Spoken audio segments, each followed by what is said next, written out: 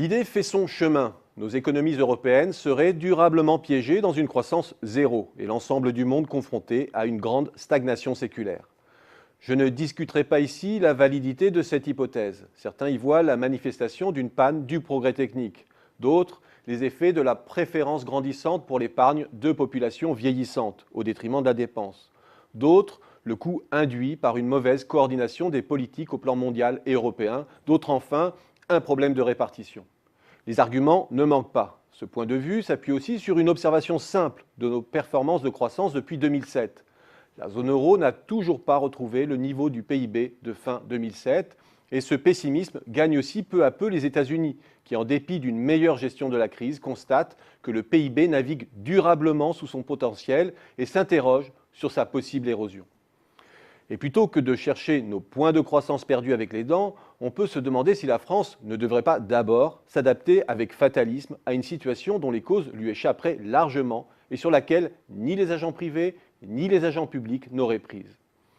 On comprend aisément l'attrait d'un tel positionnement qui renvoie dos à dos les tenants du volontarisme de l'offre ou de la demande.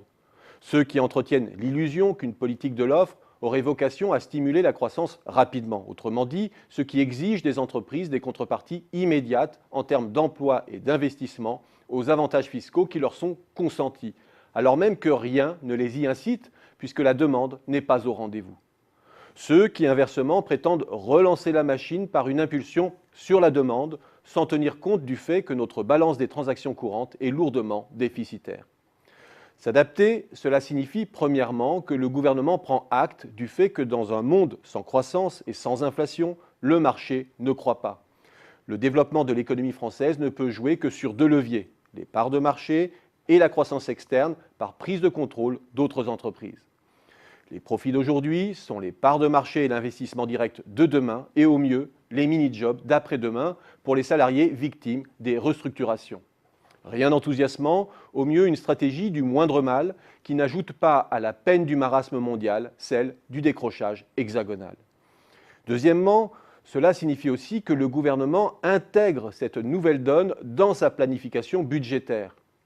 Avec une croissance nominale plus proche de 0 ou 1% que des 3 ou 4% précédemment prévus lors du programme de stabilité 2014-2017, cela veut dire que les pertes de recettes sont considérables et que le déficit budgétaire se creuse spontanément de 1 à 1,5 point de PIB supplémentaire tous les ans, s'il ne gèle pas la dépense. Un contexte qui favorise la dérive de la dette publique puisque ce n'est pas un déficit de 2 ou 3% qui stabilise le ratio d'endettement, mais un déficit de moins de 1%. Autrement dit, s'adapter conduit le gouvernement à donner un nouveau tour de vis en termes de rigueur budgétaire. Cela veut dire aussi que les entreprises doivent intégrer cette nouvelle donne de croissance dans leur planification stratégique. L'ennui, lorsque l'on additionne toutes ces stratégies raisonnables en apparence, c'est qu'elles alimentent et gravent dans le marbre le potentiel de croissance zéro, transformant cette nouvelle croyance en prophétie autoréalisatrice. Le long terme est aussi le fruit de l'enchaînement du court terme. S'adapter, c'est aussi fabriquer la croissance zéro.